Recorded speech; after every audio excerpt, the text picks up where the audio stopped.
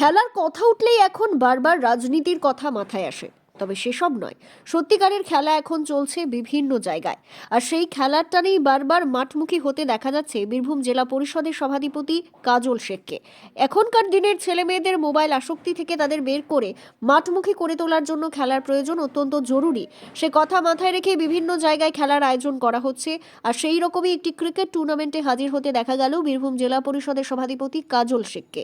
রবিবার সল্পা ক্রিকেট টুর্নামেন্টের ফাইনাল খেলা দেখতে উপস্থিত হয়েছিলেন কাজল শেখ, যেখানে উপস্থিত হওয়ার পাশাপাশি ফাইনাল খেলায় জয়ী এবং বিজিত দলের হাতে ট্রফি তুলে দিতে দেখা যায় তাকে। এর পাশাপাশি খেলা নিয়েও তিনি সাধারণ মানুষের উদ্দেশ্য করে বেশ কিছু বার্তা দেন। যুদ্ধ করার জন্য এখানে আমার আশা, আমাকে আমন্ত্রণ জানিয়েছিল, আমি এখানে এসেছি। আমরা জানেন বীরভূম জেলার যে কোনো প্রান্তেই যেখানে খেলাধুলা হোক না কেন সেখানে গিয়ে উপস্থিত হয়। কারণ আমাদের রাজ্যের মাননীয় মুখ্যমন্ত্রী মাননীয় মমতা বন্দ্যোপাধ্যায়ের নির্দেশ আছে ইয়াং জেনারেশন নব যৌবনকে খেলার মাঠে অবতীর্ণ করতে হবে। তার জন্য যুব কল্যাণ দপ্তরের মাধ্যমে খেলার সাজ সরঞ্জাম থেকে শুরু করে বিভিন্ন ধরনের সহায়তা হাত রাজ্য সরকার বাড়িয়ে দিয়েছেন এবং তাদের উৎসাহ প্রদানের জন্য আমি খেলার মাঠে অবতীর্ণ হই, খেলার মাঠে আসি। সেটার জন্য আজকে এখানে এসেছি। মাঠটার বিষয়ে কি দেখলেন?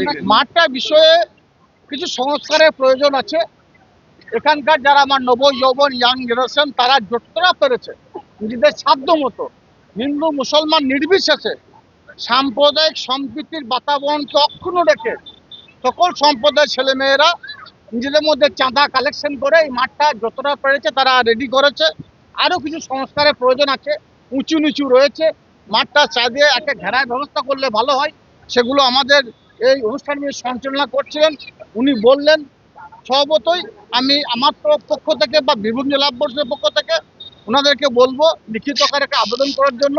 বীরভূম জেলা পরিষদ থেকে যতটা সম্ভব ততটা এই ক্লাব বা এই ইয়াং জেনারেশনের পাশে থাকার আমরা চেষ্টা করব।